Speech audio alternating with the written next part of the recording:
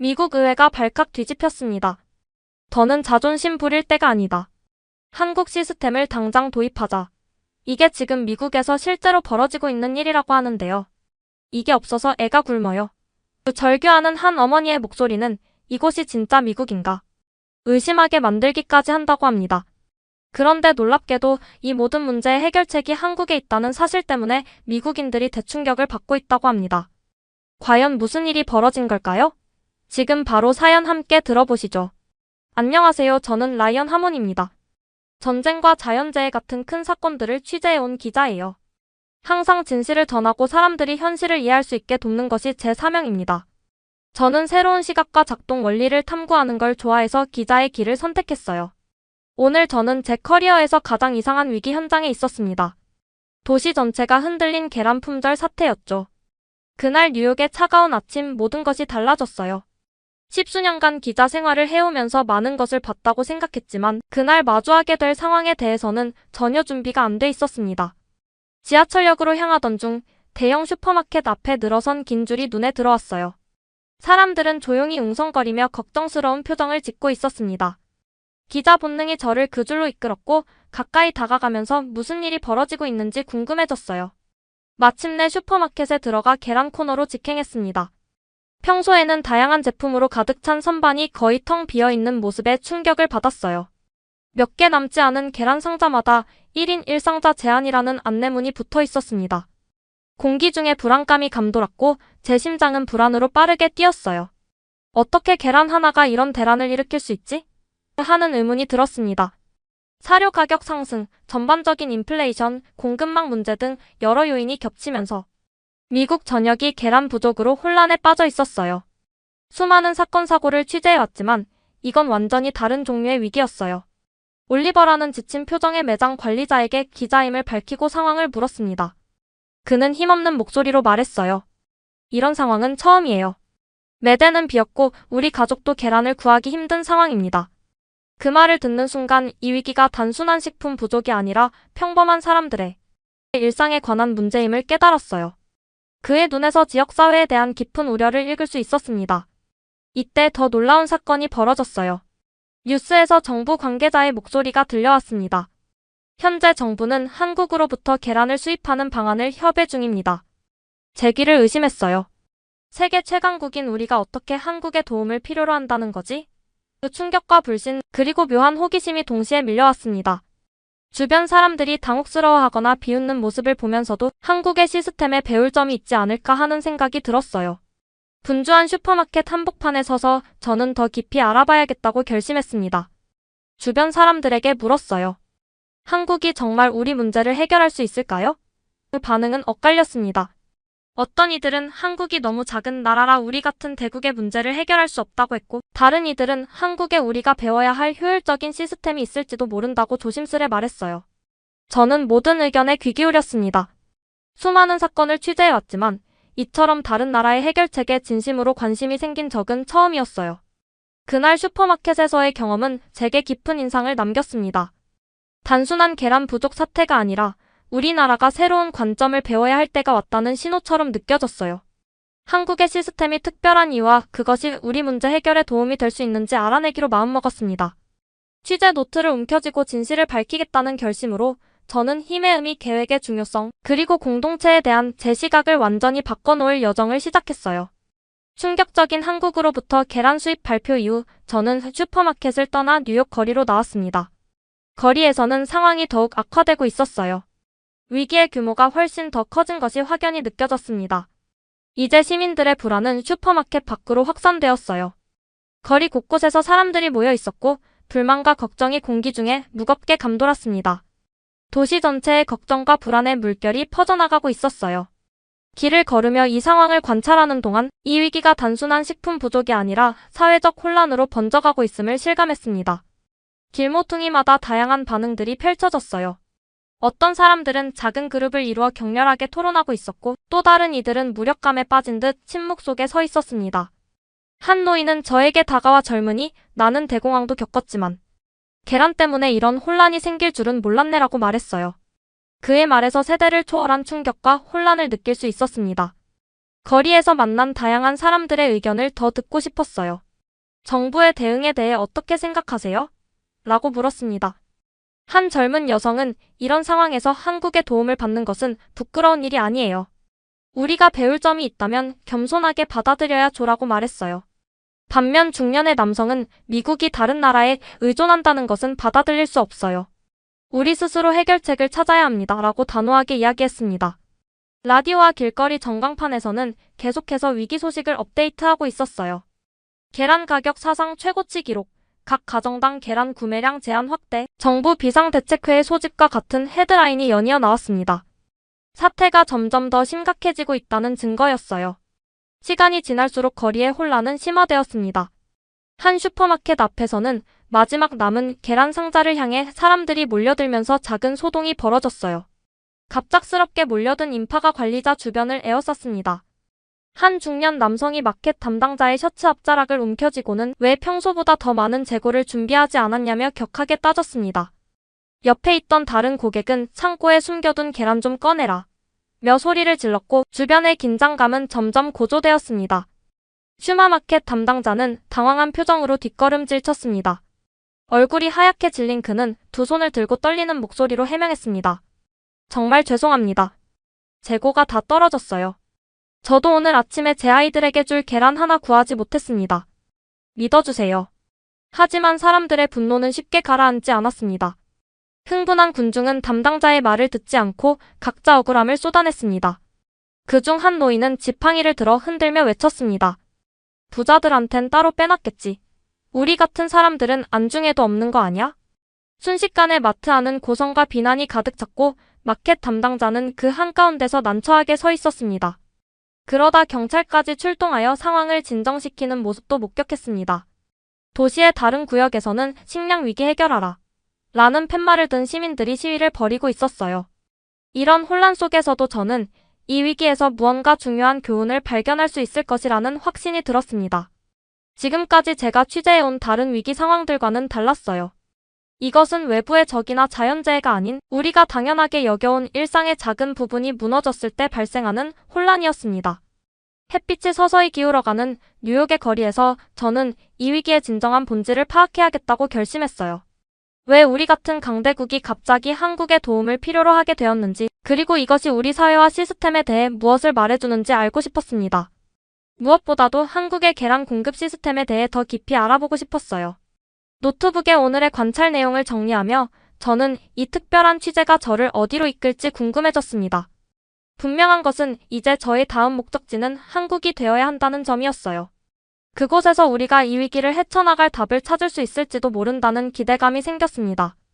거리의 혼란을 취재한 후 편집실로 돌아오는 택시 안에서 저는 깊은 생각에 빠졌어요. 과연 이 위기를 해결할 다른 방법은 없을까? 라디오에서 흘러나온 뉴스, 미국 정부 한국과 계란 수입 협상 중이란 문구가 계속 머릿속을 맴돌았습니다. 차창 밖으로 보이는 뉴욕의 저녁 풍경이 묘하게 낯설게 느껴졌어요. 세계 최강국이라 자부하던 미국이 작은 아시아 국가의 도움을 청한다는 사실이 쉽게 받아들여지지 않았습니다. 하지만 기자로서의 직감이 이 상황에서 중요한 이야기가 숨어 있다고 말해주고 있었어요. 기사님과 이런저런 이야기 중 제가 지금 취재하려고 하는 주제에 대해 이야기하게 되었습니다. 기사님은 기사는 어떻게 진행하실 겁니까? 택시 기사가 백미러로 저를 보며 물었습니다. 아직 모르겠어요. 하지만 한국의 시스템에 대해 더 알아봐야 할 것 같아요. 제 대답에 기사님이 고개를 끄덕였습니다. 제 사촌이 서울에서 10년 정도 살았는데 그곳은 정말 체계적이라고 하더군요. 특히 물류 시스템이 놀랍다고요. 이 우연한 대화가 저에게 영감을 주었어요. 다음 날 아침 저는 거리로 나가 다양한 사람들의 의견을 취재하기 시작했습니다. 한국이 이 계란 위기를 해결하는 데 도움을 줄 수 있을까요? 라는 질문을 던졌죠. 베트남 참전 용사였던 한 노인은 고개를 저으며 말했어요. 한국은 우리가 도왔던 나라야. 이제 그들이 우리를 도울 수 있다니 세상이 참 변했구만. 그의 목소리에는 복잡한 감정이 묻어났습니다. 반면 대학에서 국제관계학을 가르치는 교수는 다른 의견을 제시했어요. 사실 한국은 식량 관리와 물류 시스템에서 세계적인 수준입니다. 2010년대 초반 쌀 부족 사태를 놀라운 효율성으로 해결했죠. 우리가 배울 점이 많을 겁니다. 저녁이 되자 취재한 내용을 정리하기 위해 센트럴 파크의 벤치에 앉았습니다. 노트북을 펼치고 오늘 들은 다양한 의견들을 살펴보니 점점 한국에 대한 호기심이 커졌어요. 이 나라가 어떻게 식량 공급망을 관리하는지, 왜 그들의 시스템이 위기에 더 잘 대응할 수 있는지 직접 확인하고 싶었습니다. 공원을 가로지르는 조깅하는 사람들, 개를 산책시키는 시민들, 그리고 멀리서 들려오는 거리 음악가의 선율 사이에서 중요한 결심을 했어요. 한국으로 직접 가서 그들의 시스템을 취재해야겠다고 말이죠. 사무실로 돌아와 편집장 마이클에게 취재 계획을 설명했습니다. 라이언, 당신이 미쳤소? 계란 때문에 한국까지 갈 필요가 있나? 그가 의아한 표정으로 물었어요. 이건 단순한 계란 이야기가 아닙니다. 위기관리 시스템의 차이, 국가 간 협력, 그리고 미국이 다른 나라로부터 배울 수 있는 교훈에 관한 더 큰 이야기예요. 제 진심이 전해졌는지 마이클은 마지못해 고개를 끄덕였습니다. 좋아, 2주 줄 테니 쓸만한 기사 가져오게. 다음 날 아침 인천행 비행기 표를 예약했어요. 짐을 싸면서 한국에 대한 기본 정보와 식량 공급 시스템에 관한 자료를 찾아 읽었습니다. 놀랍게도 한국은 1990년대 말 심각한 경제 위기를 겪은 후 다양한 분야에서 놀라운 혁신을 이룩했다는 사실을 알게 되었어요. 비행기 탑승을 기다리며 마지막으로 뉴욕 거리의 모습을 바라봤습니다. 여전히 슈퍼마켓 앞에는 긴 줄이 늘어서 있었고 시민들의 얼굴에는 불안함이 가득했어요. 그 모습을 보며 제 취재가 단순한 호기심을 넘어 실질적인 해결책을 찾는 여정이 되기를 바랐습니다. 탑승을 시작하겠습니다. 공항 안내 방송이 울렸고 저는 여권과 노트북을 꼭 쥐었어요. 이 여행이 단순한 기사를 넘어 미국이 다른 나라의 지혜를 받아들이는 계기가 될 수 있다는 희망으로 가슴이 뛰었습니다. 비행기에 오르며 저는 한국에서 발견하게 될 놀라운 이야기에 대한 기대로 미소를 지었어요. 인천국제공항에 내린 순간부터 저는 제가 정말 다른 세계에 들어왔다는 것을 느꼈어요. 14시간의 긴 비행 끝에 도착한 공항은 놀라울 정도로 질서정연했습니다. 출국장에서 나오자마자 제 눈에 들어온 건 바닥에 깔린 안내 화살표와 도움을 주는 정보 안내 로봇이었어요. 이미 뉴욕의 혼란스러운 거리와는 완전히 다른 분위기였습니다. 하몬 씨, 여기에요. 공항 도착장에서 라이언 하몬이라고 쓰인 팻말을 든 젊은 여성이 저를 향해 손을 흔들었어요. 그녀는 제가 사전에 연락했던 한국식품안전관리원의 통역사 김지영 씨였습니다. 비행은 어떠셨어요? 지영 씨가 제 짐을 받아들며 물었어요. 조금 지치긴 했지만 이제 한국에 와서 너무 기쁩니다. 저는 진심으로 대답했습니다. 공항에서 서울 시내로 향하는 공항철도 안에서 지영 씨는 일정표를 보여줬어요. 내일은 서울의 대형마트를 방문하고 모레는 천안에 있는 스마트 계란 농장을 견학할 예정입니다. 다음 날 아침 저는 강남에 위치한 대형마트로 향했어요. 뉴욕에서 본 텅 빈 매대와 불안에 떨던 사람들의 모습이 아직도 선명한데 이곳의 모습은 완전히 달랐습니다. 입구에 들어서자마자 눈에 들어온 것은 가지런히 정렬된 계란 코너였어요. 신선 유기농 계란, 오메가3 강화 계란, 방목 닭 계란 등 다양한 종류가 넘쳐났고 모든 상품에는 QR코드가 부착되어 있었습니다. 이 QR코드를 스캔하면 계란이 어느 농장에서 왔는지, 언제 생산됐는지, 심지어 닭이 어떤 사료를 먹었는지까지 알 수 있어요. 마트 매니저로 일하는 박진수 씨가 자랑스럽게 설명했어요. 그는 제품 관리 시스템의 기본적인 내용을 설명해 주었습니다. 소비자들이 안전한 식품을 구매할 수 있도록 투명한 정보 제공을 중요시하고 있어요. 매장을 둘러보던 중 한 고객이 제게 다가왔어요. 외국 손님이신가 보네요. 우리나라 마트 어떻게 생각하세요? 60대로 보이는 여성분이었습니다. 정말 놀랍네요. 제 나라에서는 지금 계란 때문에 큰 혼란이 일어나고 있어요. 아, 그래요? 여기선 상상도 할 수 없는 일이네요. 몇 년 전 조류 독감으로 계란값이 오른 적은 있었지만 물량이 부족했던 적은 없었어요. 정부와 기업이 함께 관리하니까요. 다음 날 저는 천안의 스마트 계란 농장을 방문했습니다. 기차에서 내려 농장으로 향하는 길은 푸른 논과 산으로 둘러싸여 있었어요. 도시의 번잡함에서 벗어나 평화로운 시골 풍경이 펼쳐졌습니다. 농장에 도착하자 최첨단 시설에 다시 한번 놀랐어요. 스마트팜이라 불리는 이 시설은 외관상으로는 연구소와 다름없었습니다.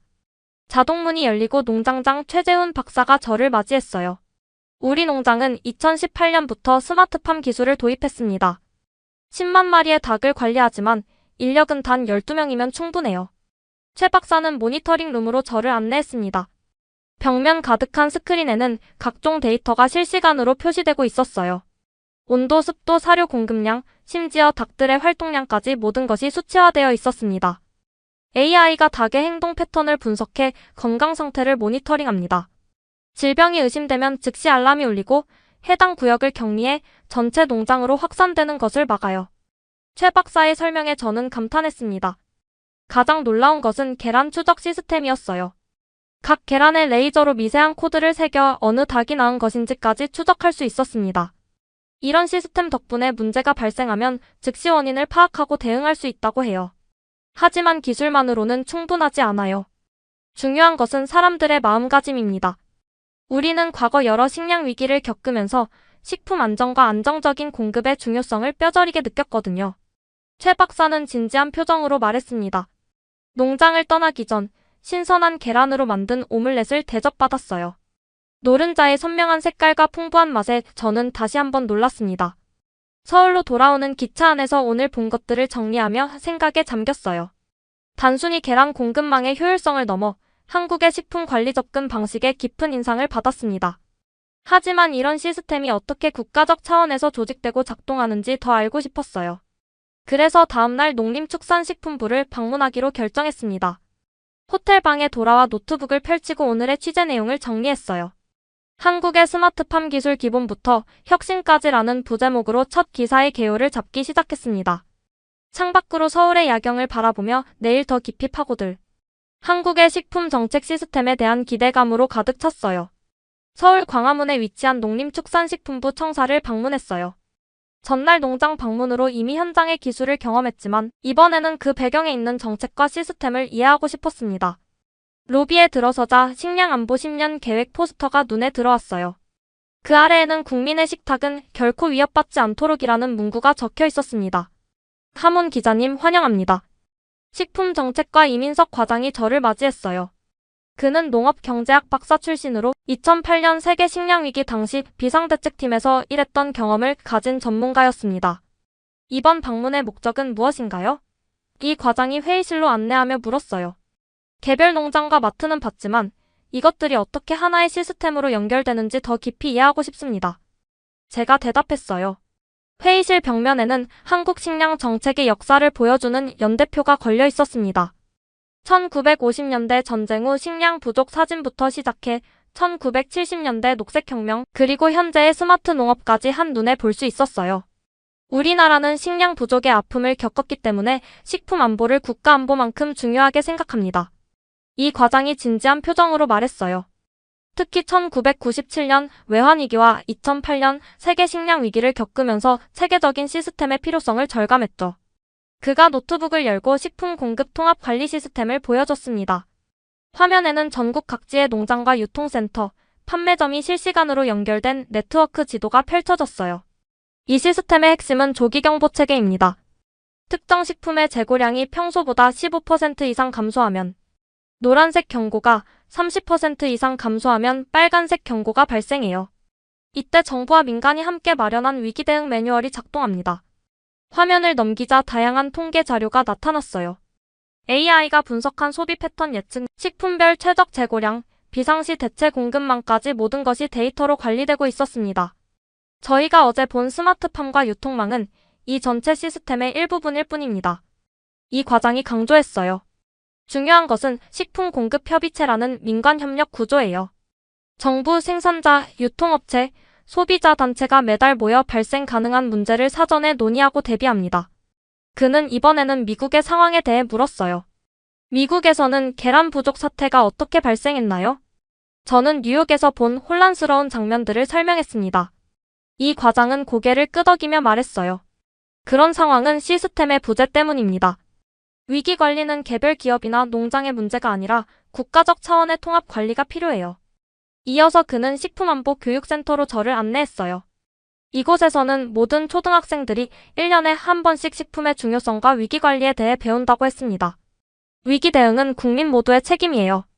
어릴 때부터 식품 자원의 중요성을 가르치고 비상시 행동 요령을 익히게 합니다. 실제로 센터에서는 20명 정도의 초등학생들이 체험학습을 하고 있었어요. 식량 위기 대응 게임을 통해 즐겁게 위기관리를 배우고 있었습니다. 점심시간이 되어 이 과장이 청사 구내식당으로 저를 초대했어요. 식당에 들어서자 식재료의 원산지와 영양 정보가 디지털 패널로 표시되어 있었습니다. 오늘의 메뉴는 비빔밥이었어요. 이 비빔밥의 모든 재료는 100km 이내 지역에서 생산된 것입니다. 지역순환식품 체계라고 하는데 이를 통해 운송 거리를 줄이고 신선도를 높이죠. 이 과장이 자랑스럽게 설명했어요. 식사 중에 저는 한국과 미국의 차이점에 대해 더 깊이 물었습니다.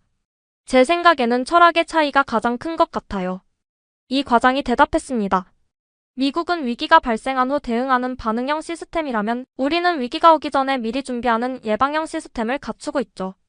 작은 나라이다 보니 자원이 제한되어 있어 더 효율적으로 관리해야 하거든요. 특히 눈에 띄었던 것은 국가식품재고관리소에 대한 설명이었어요. 전국 각지에 분산된 이 시설들은 비상시를 대비해 최소 3개월분의 주요 식품을 저장하고 있었습니다. 우리는 계란, 쌀, 밀가루 등 필수식품의 일정량을 항상 비축해둡니다. 유통기한을 고려해 순환 배분하기 때문에 낭비도 없어요. 이 과장의 말에서 자부심이 느껴졌습니다. 청사를 나서며 마지막 질문을 던졌어요. 한국의 이런 시스템이 미국에도 적용될 수 있을까요? 이 과장은 잠시 생각하더니 미소를 지었습니다. 물론이죠. 기술은 공유될 수 있어요. 하지만 더 중요한 것은 국민과 정부 간의 신뢰, 그리고 공동체 의식입니다. 우리는 내 가족만 배부르면 된다가 아니라 우리 모두가 함께 배고프지 않아야 한다는 생각을 가지고 있어요. 이런 마음가짐이 어쩌면 가장 중요한 시스템일지도 모릅니다. 그의 말이 깊이 와닿았어요.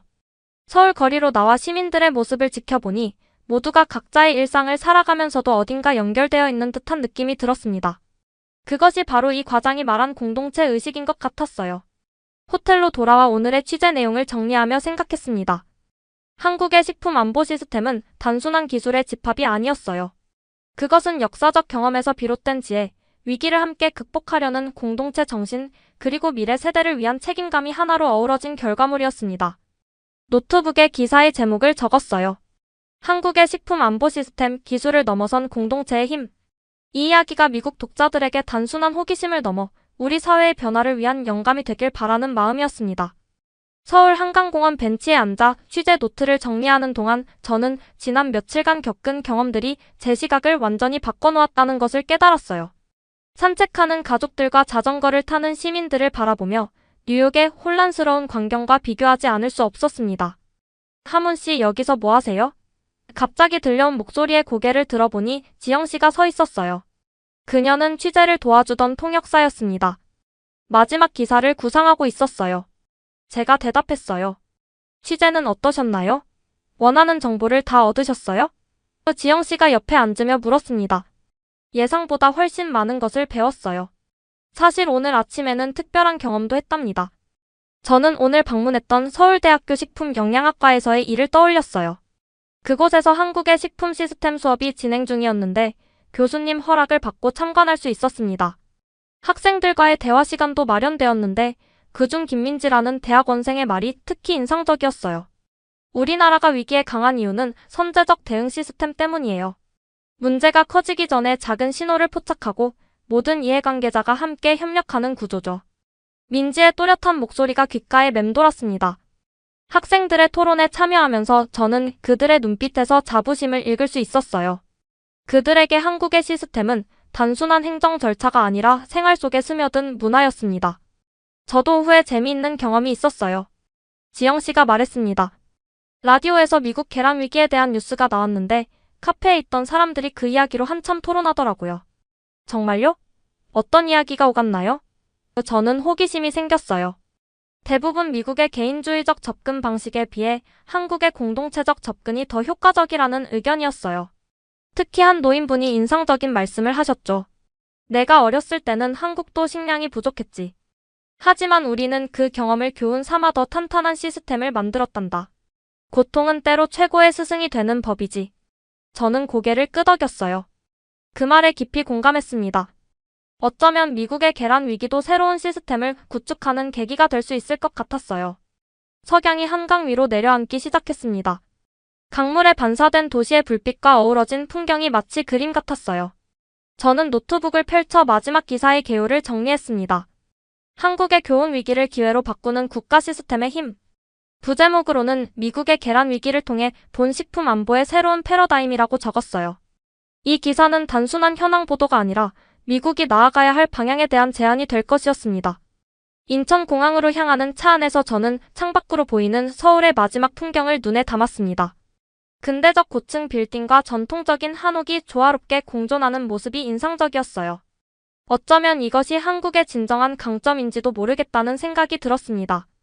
전통의 지혜와 현대적 효율성을 결합하는 능력. 비행기에 탑승하면서 저는 이번 취재가 단순한 기사 이상의 의미를 갖게 될 것이라고 확신했어요. 이것은 제 개인적인 시각이 변화하는 계기이자 미국 사회의 새로운 대안을 제시하는 시작점이 될 것이었습니다. 기내 방송이 들리는 가운데 저는 노트북을 열어 기사의 첫 문장을 작성했어요. 때로는 가장 큰 위기가 가장 소중한 교훈을 가져다 줍니다. 미국의 계란 대란이 우리에게 가르쳐 준 것은 단순한 물류의 문제가 아니라 국가가 어떻게 국민의 기본적 필요를 충족시킬 것인가에 대한 근본적인 질문입니다. 창밖으로 서울의 전경이 점점 작아지는 동안 저는 이 여정이 끝이 아니라 새로운 시작임을 느꼈습니다. 한국에서 배운 교훈이 미국의 변화의 작은 씨앗이 되길 바라는 마음이었어요. 오늘의 이야기는 여기까지입니다. 지금까지 시청해주셔서 감사합니다. 오늘도 웃음이 가득한 하루 보내시길 바랍니다. 밝은 마음이 건강과 행복을 불러옵니다. 여러분의 댓글 하나하나가 터치글로벌을 더 재미있는 공간으로 만들어줍니다. 좋아요는 터치, 구독은 글로벌하게. 놓치기 아까운 이야기들, 알림 설정까지 해두시면 가장 빠르게 만나볼 수 있습니다. 오늘도 터치글로벌과 함께 해주셔서 감사합니다. 다음 영상에서 또 만나요.